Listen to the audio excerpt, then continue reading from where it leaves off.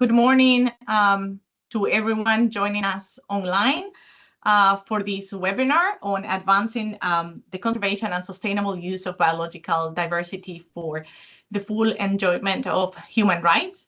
This webinar has been coordinated by the CVD Secretariat in collaboration with various partners that will be introduced later in the webinar.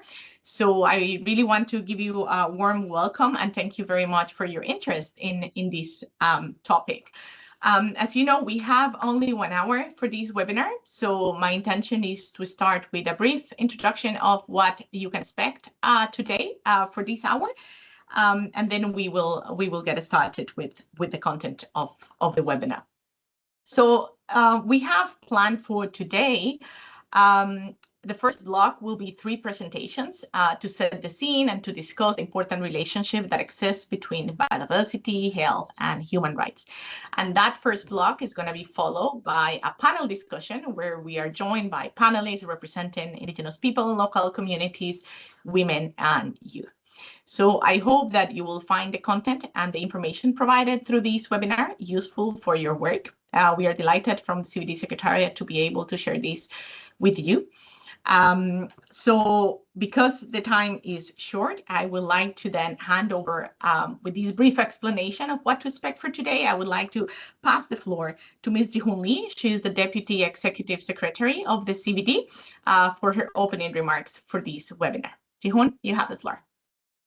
Thank you, Marianella, and thank you all other colleagues and co-organizers. Good day to everyone. Very warm welcome from very cold Montreal. I just saw how cold it is. Actually, it's not that cold from Montreal perspective. It's -9. So I'm pleased to see such a high level of participation, bringing together the representative from parties, indigenous peoples and local communities, civil society groups, as well as colleagues from across the UN system and partner organizations. I'm delighted to be with you today on this very important webinar, jointly convened with the Office of the United Nations High Commissioner for Human Rights. This collaboration reflects a growing and necessary convergence among the biodiversity, health, and human rights agendas. As you are aware, the ongoing loss of biodiversity has profound implications for the enjoyment of the right to health, as well as the right to a clean, healthy, and sustainable environment. Biodiversity loss also undermines progress across a wide range of sustainable development goals, including those related to poverty eradication, food security, and the reduction of inequalities. While biodiversity loss is a global challenge that concerns us all, its impacts are experienced disproportionately by certain populations and communities, with more severe consequences for their rights and well-being. In particular, the indigenous peoples and local communities, women, children, youth, persons with disabilities, and others in vulnerable situations are often among those most affected. Dear colleagues, the planetary crisis of biodiversity loss, compounded by climate change, land degradation, the degradation of inland waters and marine ecosystem, and pollution is worsening existing inequalities. Yet, the international community has at its disposal a powerful instrument, the Kunming-Montreal Global Biodiversity Framework, to address biodiversity loss and to respond to its far-reaching consequences for both nature and people. The Kunming-Montreal Global Biodiversity Framework was adopted, as all of you know, by COP15 in December 2022 in Montreal, with a human right-based approach at its core consideration guiding its implementation. The framework explicitly recognizes the roles of and contribution of indigenous peoples and local communities, women and youth, and promote gender equality and intergenerational equity. In order to effectively support the implementation of the Global Biodiversity Framework, the Conference of the Parties to the Convention at its 16th meeting adopted the Global Action Plan on Biodiversity and Health. This action plan recognizes the interconnected and interdependent health of humans, animals, plants, and ecosystems. At the same meeting, the Conference of the Parties requested the Secretariat to enhance and strengthen cooperation with international organizations as well as the Secretariat of other multilateral environment, health, and human rights agreements with regard to biodiversity and health interlinkages. Moreover, last year in October in Panama, the inaugural meeting of the subsidiary body on Article 8J marked a historic new chapter in elevating the participation of indigenous peoples and local communities in work undertaken under the convention. Looking ahead, the sixth meeting of the subsidiary body on implementation to be held in Rome in coming weeks will consider progress in the implementation of the Gender Plan of Action 2023 to 2030, which was adopted at COP15 alongside the Global Biodiversity Framework. As we approach COP17 later this year in October, it is essential that this momentum is sustained and the progress continues across all these converging areas. Building on our efforts on multiple fronts, this webinar offers an important opportunity to explore pathways for greater synergy among biodiversity, health, and human rights agendas, aiming for meaningful outcome for both nature and people. With this, I wish you a productive and engaging discussion. Thank you. Thank you very much, Tihon, for those clear and impactful opening remarks that set a strong message for the work that we have ahead of us today. Thank you so much.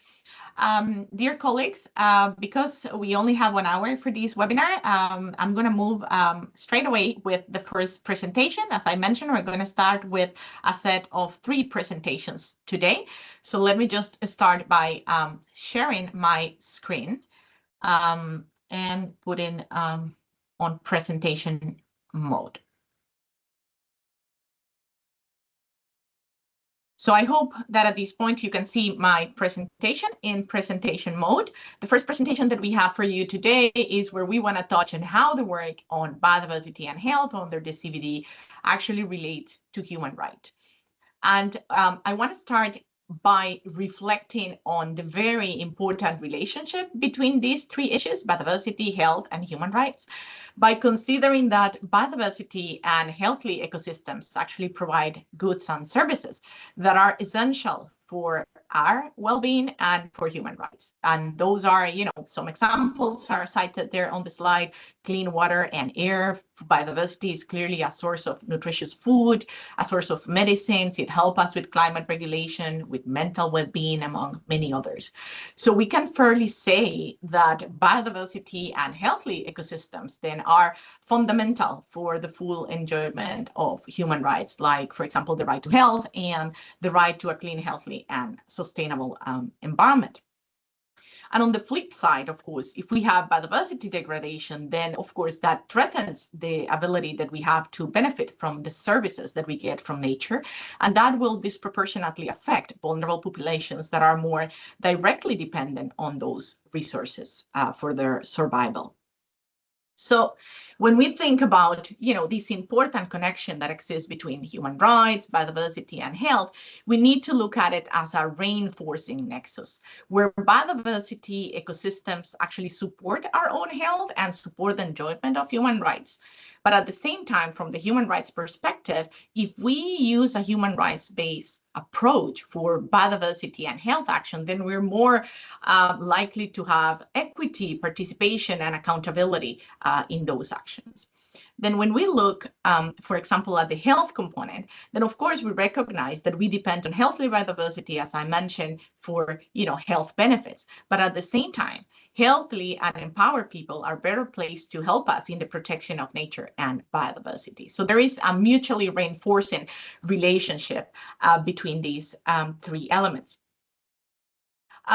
So now that I have very briefly touched on that relationship, I want to touch also on how then this relationship is considered on the work that we do under the Convention on Biological Diversity. So the importance of human rights, it's pretty much at the center of the Kunming-Montreal Global Biodiversity Framework.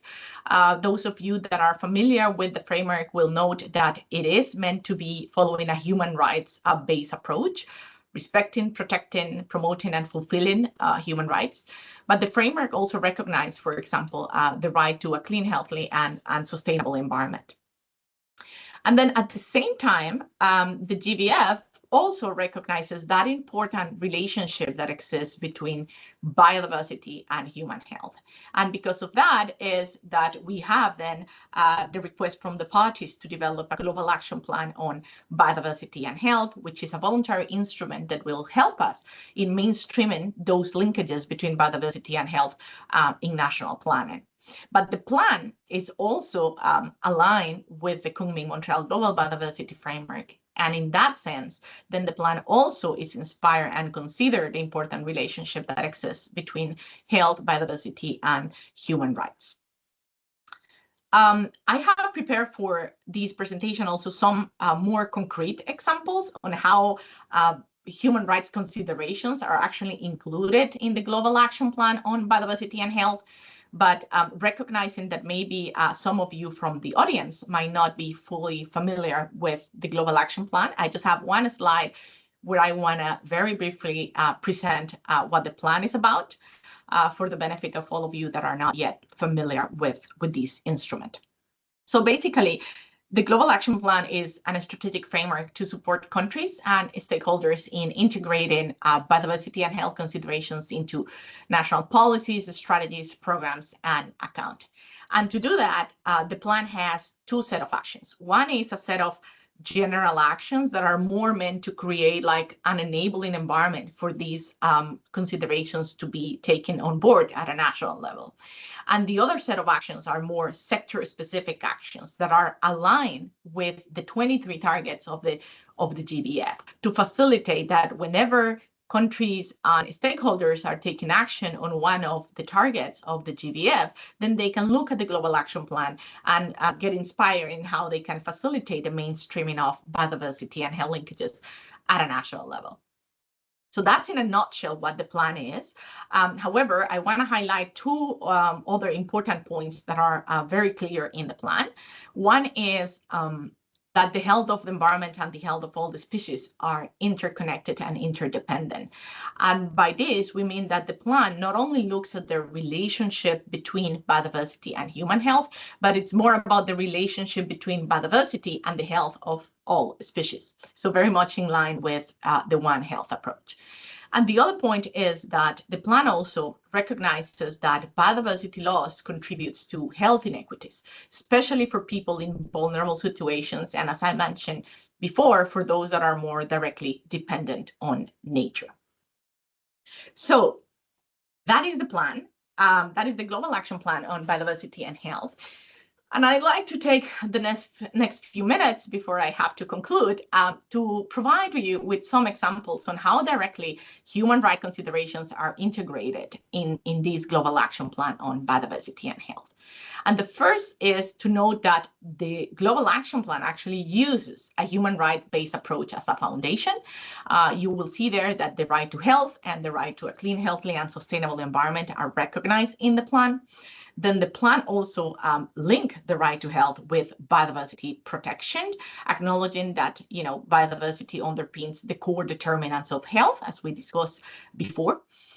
The plan also considers the rights of indigenous people and local communities, recognizing, for example, that IPLCs are often custodians of biodiversity and holders of critical traditional knowledge that it's important for nature protection and conservation and also for health.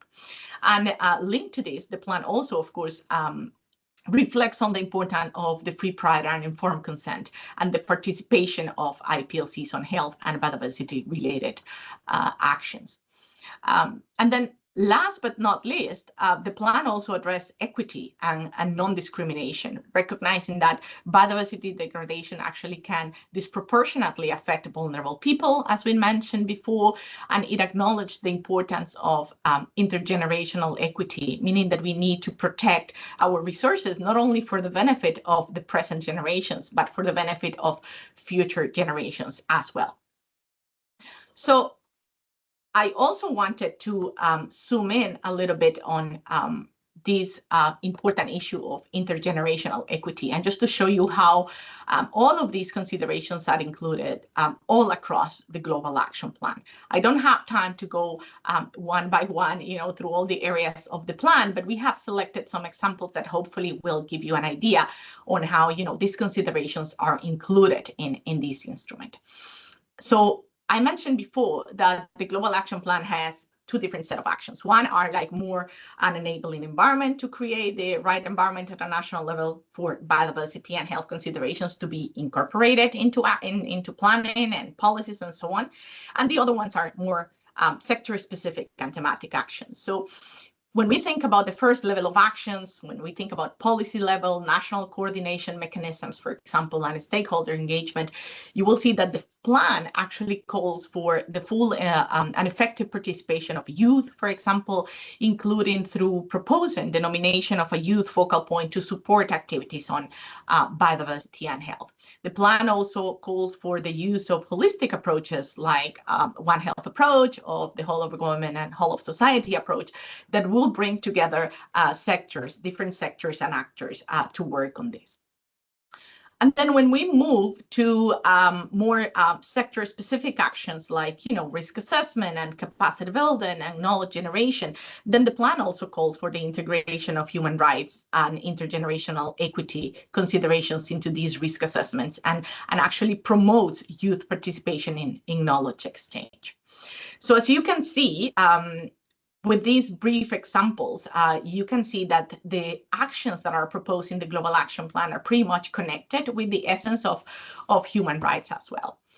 And to conclude, I just want to say or reflect on what can we then expect from the implementation of the Global Action Plan.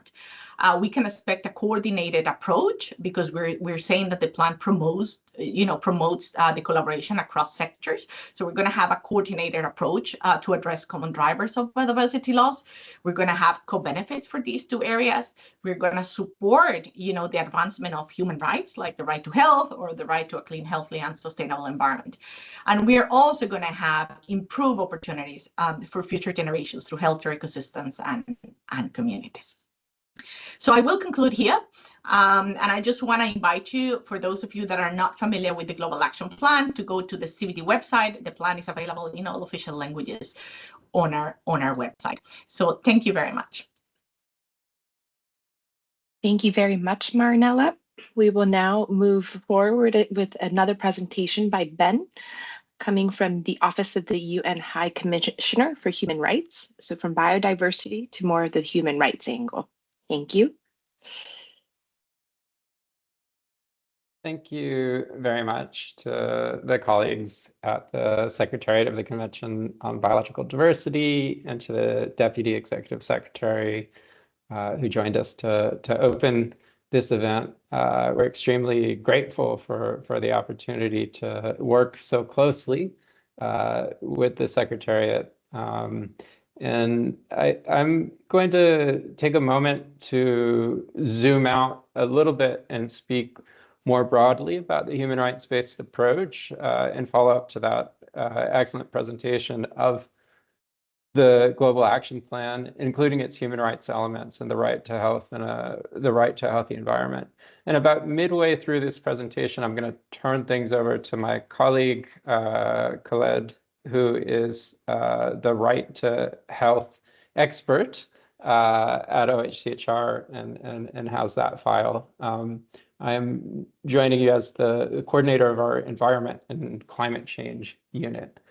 So with that said, let me jump right into it. You heard from already the first couple of presentations a bit about the relationship between human rights and biodiversity. But just to say, it's very clear that the enjoyment of human rights, including rights to life, health, culture, food, water, sanitation, the right to a healthy environment, housing, depend on biodiversity, that the degradation and loss of biodiversity undermines the ability of people to enjoy their rights, and that biodiversity and healthy ecosystems are also essential elements of the human right to a healthy environment. So respecting, protecting, and fulfilling human rights in the context of biodiversity-related actions is not only an obligation under international human rights law, but it's also a crucial approach to achieving the best outcomes for both people and biodiversity. And that statement is backed up by science and the findings of IPBES. A human rights-based approach is a term that we use a lot, and that is reflected in Section C of the Kunming-Montreal Global Biodiversity Framework. And it refers to the design and implementation of policies and programs based on international human rights law. So a human rights-based approach aims to address inequalities and achieve well-being and dignity for all. It focuses on strengthening the capacities of duty bearers to fulfill their obligations and of rights holders to claim their rights. And it recognizes that human rights, including the right to participation, empower all people, particularly those who are in marginalized, disadvantaged, and excluded situations. Overall, this approach seeks to address inequalities and discrimination by advancing human rights through participatory and locally owned processes. Now, what this means in the biodiversity context is that biodiversity plans, policies, laws, and processes must seek the respect, protection, and fulfillment of human rights as a core objective, recognizing that the well-being of people is inherently linked to biodiversity, and that by anchoring biodiversity-related plans, policies, laws, and processes in human rights, we can ensure that action taken for the benefit of the planet will also benefit people, thereby contributing to true harmony with nature. You heard, and I already referenced a bit, human rights in Section C of the Kunming-Montreal Global Biodiversity Framework, as did the Deputy Executive Secretary. But just to reiterate that the Global Biodiversity Framework calls for a human rights-based approach, respecting, protecting, fulfilling, and protecting human rights, affirms the United Nations Declaration on the Rights of Indigenous People and human rights law. It acknowledges the right to a clean, healthy, and sustainable environment, recognizes the right to development, highlights that the successful implementation of the framework will depend on ensuring gender equality, which is a human right, and reducing inequalities. And the entire framework is to be understood, acted upon, implemented, reported, and evaluated consistent with those considerations. This includes its targets, many of which explicitly reference human rights. So targets 1, 3, 21, 22, and 23, for example, include explicit references to human rights, but all of the targets need to be interpreted in light of Section C, which calls for a human rights-based approach. The last thing I want to share before turning things over to Caleb is the recent resolution of the Human Rights Council on biodiversity and human rights, just to show that this is an area where multilateral processes are actually being coherent and consistent. We have decisions from the CBD calling for cooperation of the Secretariat of the Convention with OHCHR, and we have a Human Rights Council resolution calling for OHCHR and the Secretariat of the Convention on Biological Diversity to cooperate, all in advancement of this human rights-based approach to biodiversity. So this webinar itself, I think, is a great example of that collaboration, which we're undertaking. And the resolution requests OHCHR to increase its support, technical assistance, and capacity building for states to implement approaches that integrate the promotion and protection of human rights in the context of biodiversity, requests that OHCHR prepare a global analytical study on a human rights-based approach in the context of the global biodiversity framework. That study will be presented to the Council at its upcoming session and encourages, as I said before, cooperation with the Secretariat, other international organizations, and a wide range of rights holders. So that said, I'm going to turn things over to Khaled to continue this presentation on behalf of UN Human Rights. Thank you, Ben. Appreciate it. And please allow me to also join Ben's thanks to the organizers. I would really like to express my gratitude for this opportunity, but also for the excellent cooperation we have. In the interest of time, just to continue by looking what it means, really, what changes when you apply the right to health framework along with economic, social, and cultural rights to the biodiversity protection. In the following slide, you can see that the right to health, as enshrined in Article 12 of the International Covenant on Economic, Social, and Cultural Rights, entails the right to the enjoyment of a variety of goods, facilities, services, and conditions necessary for the realization of the highest attainable standard of physical and mental health. And we have been working a lot in also concretizing what it means for mental health, realizing the mental health. We have a guide there, and it's an area that requires a lot more work from our side also, and looking forward to collaborate on this. So biodiversity and the right to health are inseparable. And when we protect nature, essentially we ensure that the enjoyment of the right to health is realized. In the following slide, you will see that under the right to health, states have a number of obligations. We refer, as you already heard, to them as the respect, protect, fulfill framework, which is common to all economic, social, and cultural rights. So the obligation to respect, states must abstain from taking measures that result in depriving or preventing people from accessing specific rights. For instance, states must refrain from actions that interfere with access to health determinants. What are those determinants? For instance, clean water, safe food, housing, sanitation, healthy workplaces, among many others. Then the obligation to protect, states must take all measures that are necessary to ensure that individuals are protected from violations of their rights, including by third parties, thinking of corporations, businesses, and others. Then the obligation to fulfill requires states to adopt measures to ensure that actual exercise of rights is ensured. This includes laws, policies, national health strategies, and action plans, including also things like administrative practices. Also, there are the foundational tenets of equality and non-discrimination. This will ensure that the human rights-based approach will consider the impact on those that are most at risk of right to health violations.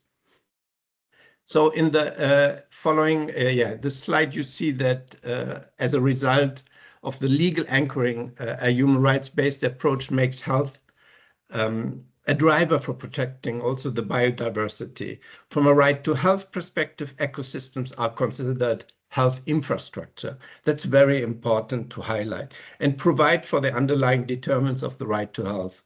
So biodiversity is crucial for providing clean air, safe water, food, medicines, etc.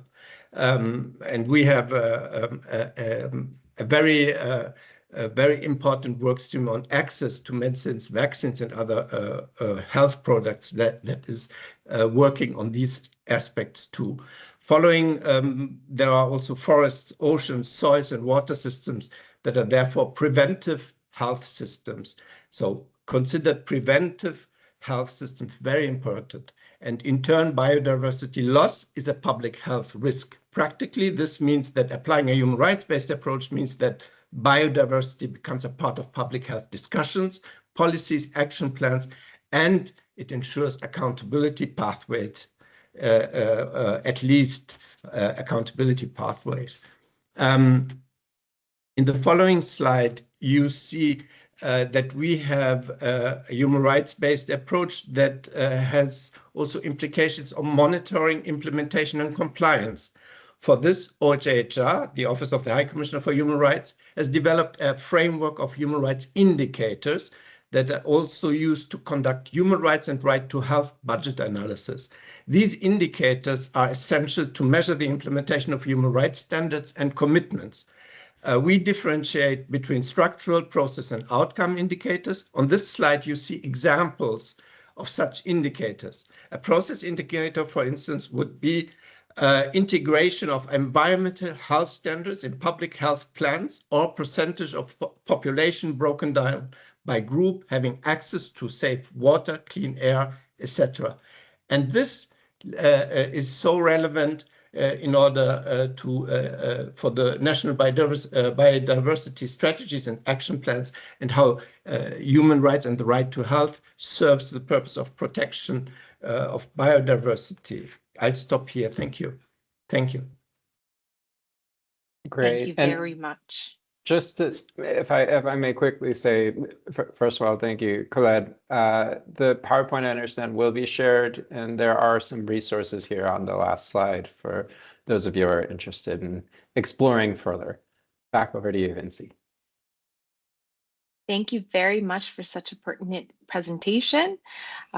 We will now move on to Daniel from the Pan American Health Association organization.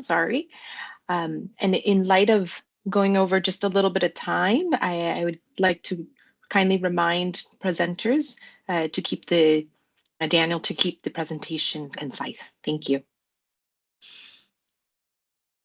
Thank you so much, colleagues, for inviting me for this important event. Thank you, colleagues in CBD, especially the Deputy Executive Secretary, for hosting this event.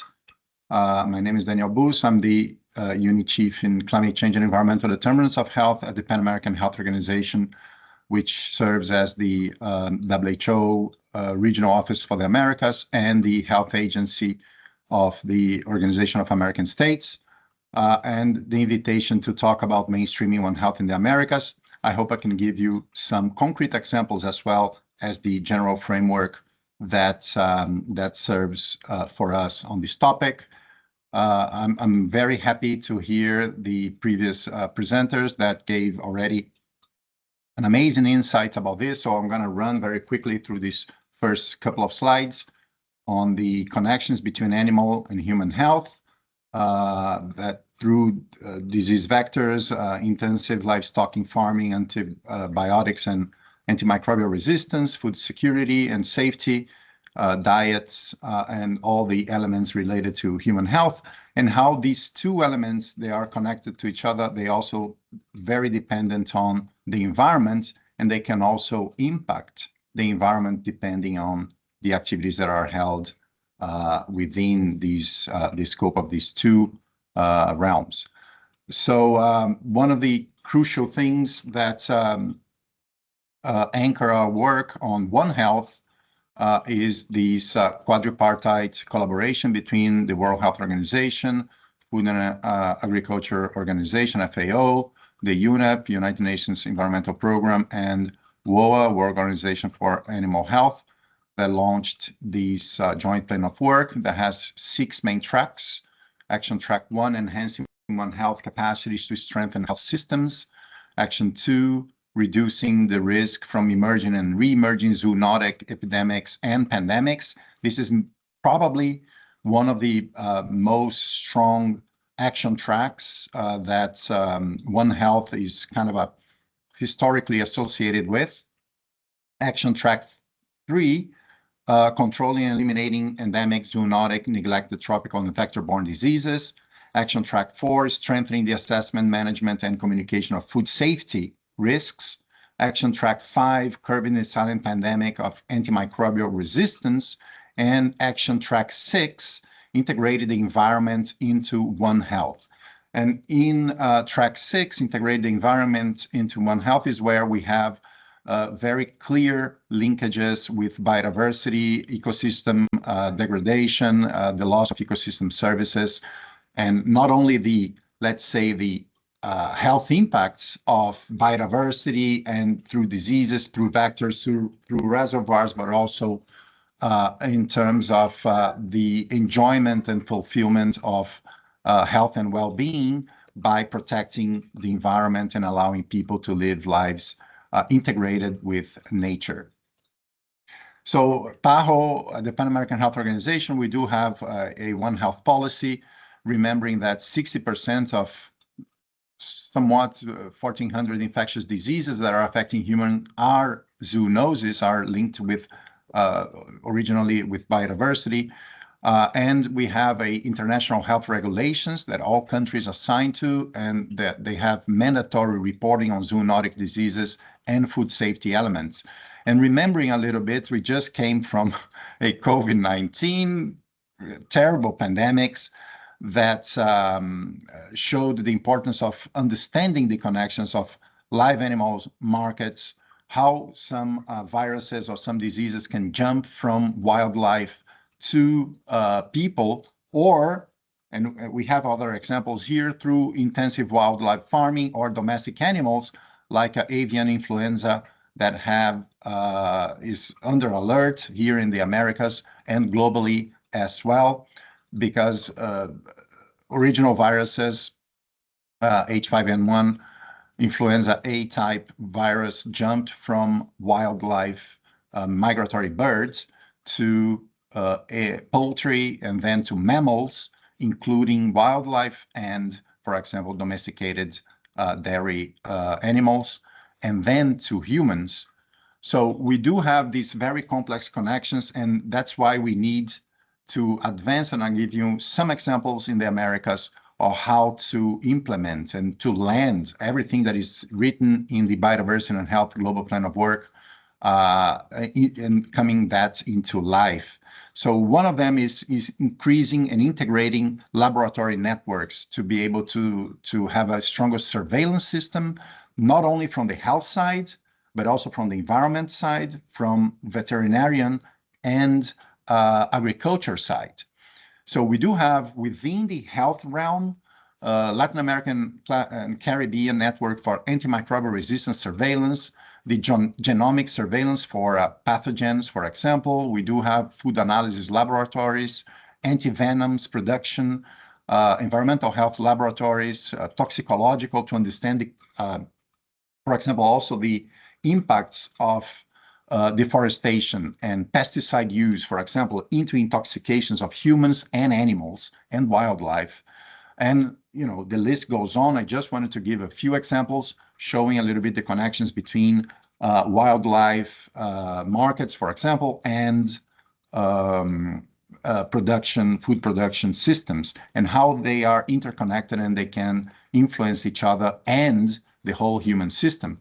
Also, another example, and I see Geoffrey here, and he's probably going to speak a little bit more about biodiversity, traditional knowledge, health and well-being. This is very important particularly in the region of the Americas, because of the use of medicinal plants and biodiversity access and benefit sharing components of CBD.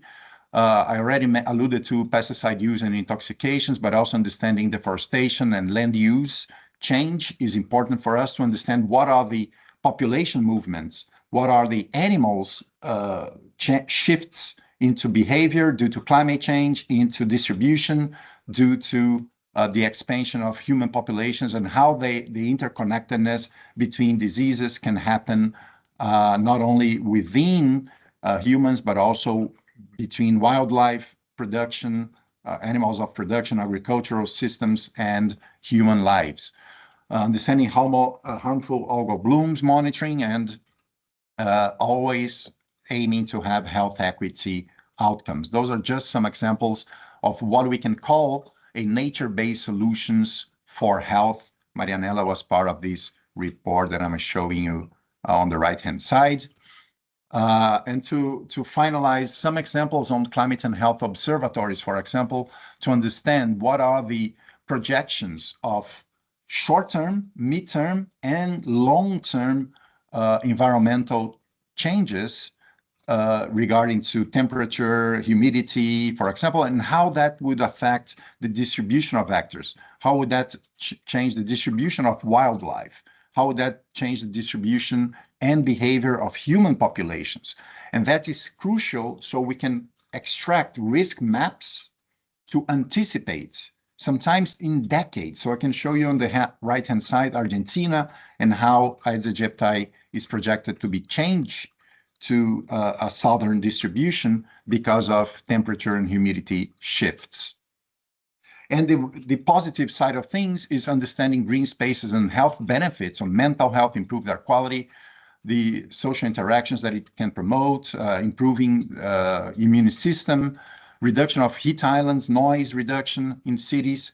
And we created a tool that can map real-time in GIS-based systems, what are the mental health benefits, cardiovascular accident, morbidity and mortality, and type 2 diabetes, for example, in cities, linking that with park prescription program with park rangers to understand medical communities can prescribe time in nature and collect the data that comes from time in nature for people or living close to nature or green spaces.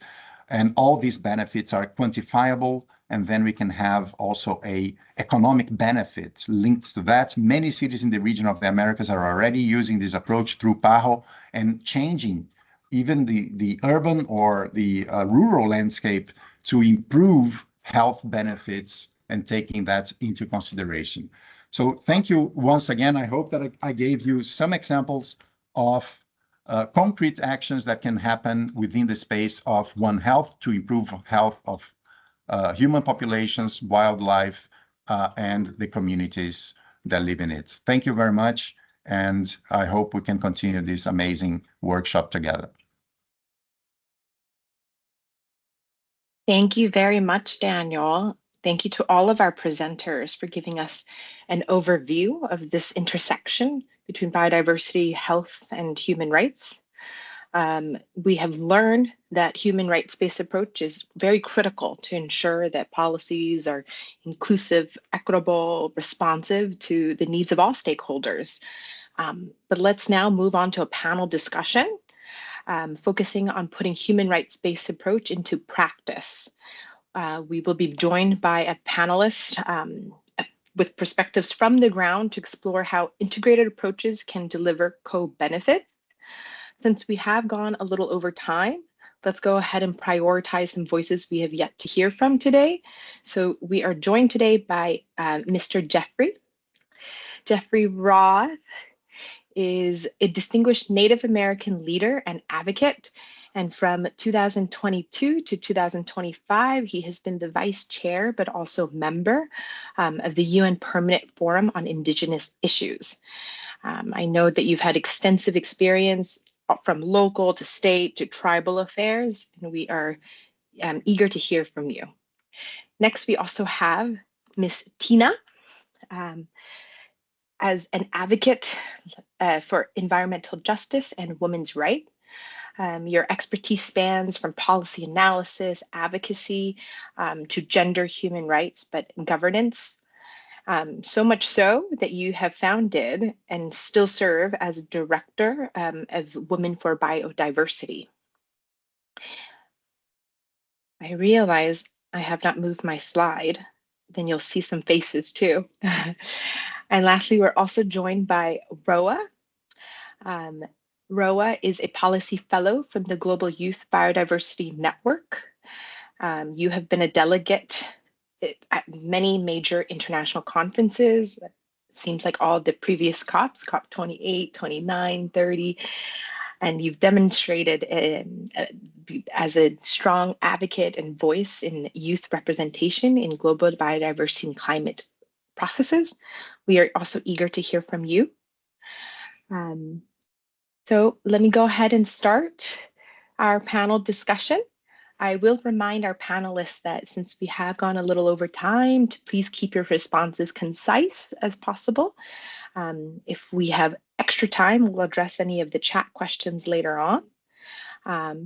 And we are excited to start with Mr. Jeffrey. So Mike, our question to you would be, what role does biodiversity play in Indigenous people's right to the enjoyment of the highest attainable standard of physical and mental health? And also the right to Indigenous people's traditional medicine, to maintain their health practices.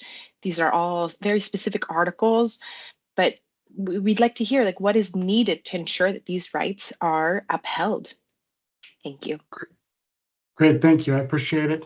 I want to thank the Secretariat for inviting me to be here. I appreciate it, and for making sure that Indigenous representation is included in the work of the CBD. I also just want to make one quick note on the concept note. It indicates that I'm from IPLC, and I am an Indigenous person from North America, and I do not represent local communities. I represent Indigenous peoples. The IPLC construct is a structural problem that the UN needs to fix. You know, I really appreciate the previous sessions and getting into more the details of the framework, but I want to talk a little bit more about some of the larger structural issues. You know, when we think about biodiversity and Indigenous peoples, biodiversity is foundational to Indigenous people's rights and to the highest level of attainable standards. Our health systems depend on diverse plants, animals, water, and ecosystems for medicine, nutrition, and preventative care. So we must ensure that our rights are interpreted to include these ecological conditions that are required to sustain Indigenous health systems. The right for health is not just about biomedical services, but it's about our rights to biodiversity and the environment.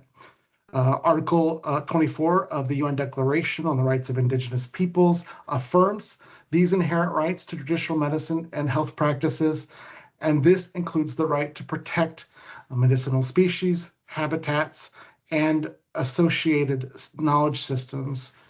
You know, biodiversity loss, criminalization of practices, and biopiracy constitute direct violation of these rights and a threat to the health of modern Earth. And it's one of our frameworks, our Indigenous Determinants of Health frameworks, seminal pillars. You know, as referenced in CBD 1619, the Indigenous Determinants of Health framework is particularly useful for operationalizing the rights established in the UN Declaration. It provides a practical bridge between biodiversity protection, health obligations, governance, food systems, and cultural continuity. We have proposed that CBD explicitly align the Global Biodiversity Framework implementation with the Indigenous Determinants of Health framework to ensure coherence with international human rights and health commitments. There's two major concerns regarding Indigenous issues and biodiversity at the global level, and these are both pillars. The first is the fragmentation across UN processes. It undermines Indigenous rights and outcomes. Indigenous health and biodiversity are addressed across multiple forums, including CBD, FCCC, the Permanent Forum, WIPO, WHO, as well as the WHO Traditional Medicine initiatives. A lack of coordination leads to duplication, inconsistent standards, and the inability of Indigenous peoples to participate meaningfully in all of the mechanisms. These gaps in protection for Indigenous rights and knowledge must be addressed. And the second issue that I see is what I mentioned at the beginning, the continued conflation of Indigenous peoples with local communities. Merging Indigenous peoples who are rights holders with stakeholder groups is detrimental to Indigenous peoples' collective rights as affirmed under the UN Declaration on the Rights of Indigenous People. This conflation significantly weakens accountability across UN mechanisms and processes. What we need to uphold these rights First, we need structured coordination among these UN mechanisms and processes to ensure consistent recognition. Second, we need clear and consistent separation of indigenous peoples from local communities. We are starting to see some movement finally in regards to this across the UN system. We see the establishment now of the Indigenous Peoples Caucus within the Convention to Combat Desertification, UNCCD. I hope that other mechanisms can also see this and begin to make those adjustments. Third, we need full implementation of free prior informed consent or some better fitting mechanism in conservation and climate in order to ensure protections of indigenous knowledge, data, and medicines from extraction, misappropriation, and commercialization without consent. And then fourth, we need to see direct and sustainable financing for indigenous-led biodiversity, health, and knowledge transition initiatives. I really see this as an opportunity now for action and alignment. Integrating indigenous rights, governance, and health systems is not an academic exercise, but a necessary condition to achieve the objectives of the convention and the global biodiversity framework. Indigenous people are already safeguarding most of the world's biodiversity, and upholding our rights is essential to sustaining both planetary and human health. Thank you. Thank you very much. We will move on to our next question and next panelist, Tina. I think you're joining from Thailand. How can gender responsive approaches be integrated into biodiversity and health policies? And are there examples where such approaches have led to improved health outcomes for women and people in vulnerable situations? Thank you. Thank you, everybody. And also thank you for the panelists who have got some food for thought. And also, hopefully, there are a lot of things that are also overlapping. So hopefully not to repeat a few things. I think I want to also really start off with just reflecting on some of the things that have been said by the panelists. One is that if I was to say that there are kind of good practices, on the ground, I would say at community levels, like others also shared about the way of life, traditional knowledge. There are tools, there is a lot of knowledge out there. And also at the global level, as all the panelists shared, there are also global commitments.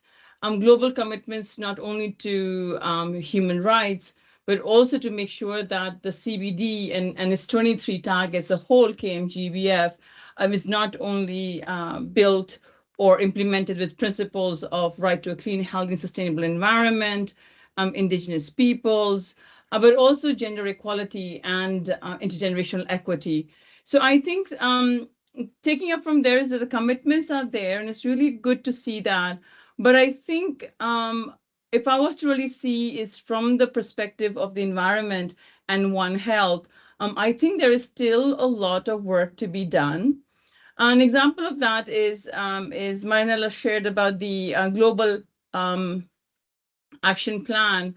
And in that one also, what she had shared, and I'm going to stress out on one of them, is on the action 8, that also talks about how do you kind of communicate health risks arising from continued ecosystem degradation and biodiversity loss. I think, again, I'm kind of going back, is to say that we need to kind of, how we will address it is by taking the root causes. And in everybody's presentation, it really felt like that the root cause is that we really need to address what is happening, what is taking place that is impacting. Talking about sectors, we talked about, and there are data, we talked about agriculture. Like I said, I'm from Thailand, but I'm from South Asia. A lot of the majorities of agriculture workplaces, especially in the informal sector, are women. You're talking about impacts of pesticides. You're talking about that having an impact on women's sexual reproductive health rights.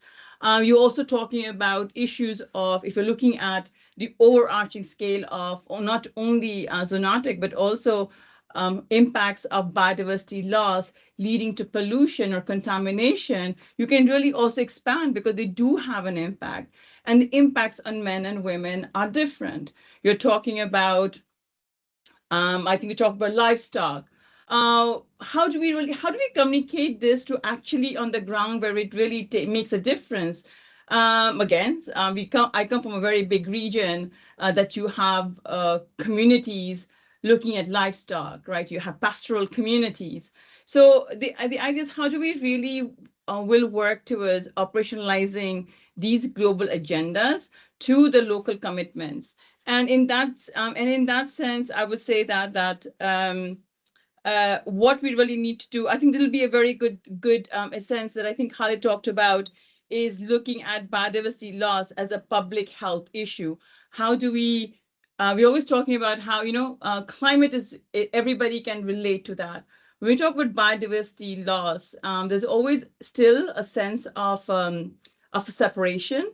So I think, how do we really make sure that we really address these issues to more concretely involve, engage, to bring it to, when you call it a whole of society approach, how do we really see that? And within that, also ensuring that women's rights, when you're talking about women's rights, a lot of the policies, we're always talking about, there are provisions, but when you really look into that, there are a lot of provisions upon capacity building, awareness raising. Of course, participation is there, but we really need to see is to even reach that level, we really need to, again, build up what we call the enabling conditions, right? What are the provisions needed for ensuring that it's not only capacity building or awareness raising, but the full, effective, and meaningful participation, meaningful, effective, not from the margins, but from the center, that women are able to not only be aware, but also contribute to these discussions that we are having. So hopefully in the panels, maybe get more case studies. I know that the work is only just starting on biodiversity and health, so there's a lot on the plate of the CBD Secretariat and everybody else working.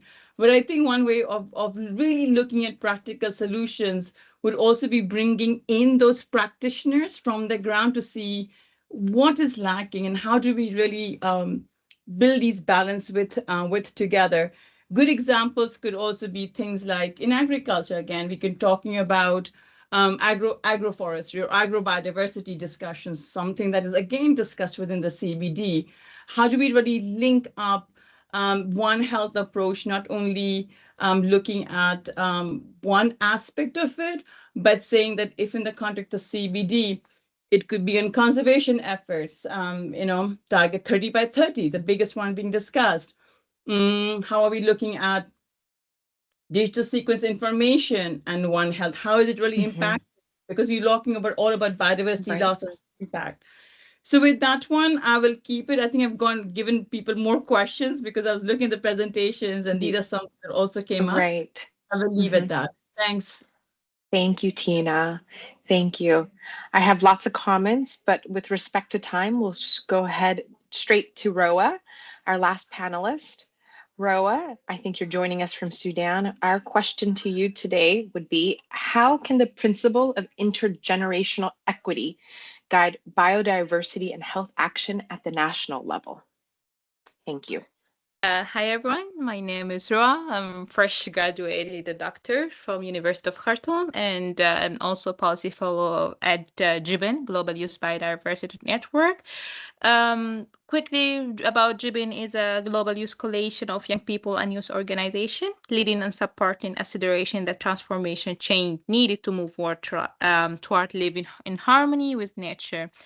GIBN has been recognized as the international coordination platform for youth participation in the convention since 2012. So since 2012, youth have been meaningfully able to participate in the convention through the GIBN, the Global Youth Biodiversity Network. So going back and quickly answer your question about the intergenerational equity, you know that for us as the youth and children, intergeneration equity is our first demand wherever we are talking about biodiversity, about health, about human rights, we always push and request for the intergeneration equity. So when we are talking about the intergeneration equity, how it will guide the biodiversity and health action at national level, I'm taking as a references a submission that was made by Jibin last year about the intersection between the biodiversity and health, and then in the perspective of children and youth. And then the consultation is ended with 3 demands. The first one is in institution and youth participation. When we are talking about national biodiversity health decision-making level, we need the youth and children participation, including youth representation during this negotiation locally, and also ensuring that the long-term right of children who are at the highest risk due to their ongoing physical and mental development. Also, we are asking for applying youth responsive monitoring. Action at the national level must be guided by the age-disaggregated data. This makes visible the differentiated impact of environmental harm on young people, and also by monitoring the fulfillment of the right to clean, healthy, and sustainable environment today. Government should uphold their responsibility to those who will bear the long-term consequences of the current biodiversity loss. Lastly, we also push for mainstreaming of holistic health.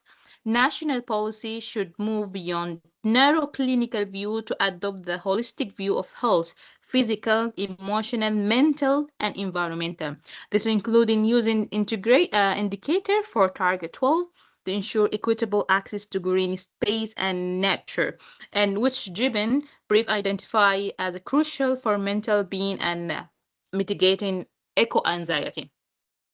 Also, when we are talking about intergeneration equity, we usually demand the protect of the health of the planet so that the future generation do not inherit a health debt. At the national level, this principle can also be guided in 3 specific ways. Other way, we're talking about, in general, what is the intergeneration equity beyond the biodiversity. When we also talking about health, for example, first, we have long-term health impact assessment. We usually say that national policy should mandate health impact assessment that look 50 years into the future. For example, when the government approved a project that destroy a primary forest, health impact require assessing for long-term risk of zoonotic spoil over. And also, we ask for intergenerating general comment number 26, which talk about children's right and the environment, meaning that recognizing the health include to be a clean, healthy, and sustainable environment, holistic approach. And lastly, we also ask that youth-led monitoring and data disaggregation, again, in general, require that national health data should be disaggregated by tracking how pollution and biodiversity loss specifically affect under 30 demographic. And also government can create targeted intervention, for example, like as mentioned previously about antimicrobial resistant and pollution-related disease, ensuring that the integrity of our life support system for those who will live in the consequences of today's decision. And we always say that children and youth are not just participant. We should be there where the decisions are made, because all these decisions are going to affect our future, and we wish that together, us and the elderly, we all together work together for drafting decision that ensure that better future for us and for the future generation. From my side, from the CVD, I want to thank all the panelists, and I also want to thank all the speakers for collaborating with the CVD on this important webinar on this topic that help us to address the mandate that we received from the COP. We really welcome all your inputs and your comments to the discussion, and we hope that we can continue this cooperation over time. But I also want to give the floor to Ben for his closing remarks while we wait to see if we have Roa back. Thank you. Thank you very much. And it's been a really insightful conversation. And given we're already over time, I'll be very brief. I just want to say, I think, that everybody has spoken to the clear connection between human rights and health, and that the right to health and the right to a healthy environment really clearly speak to those connections between health and the environment in the context of human rights. And you've heard how the Global Action Plan on Health adopted by the CBD makes those connections, how rights holders are engaging with these issues about the importance of the links between biodiversity and traditional knowledge and health, the rights of indigenous peoples, gender equality. And I would really just urge everybody to take those messages into consideration as they move forward.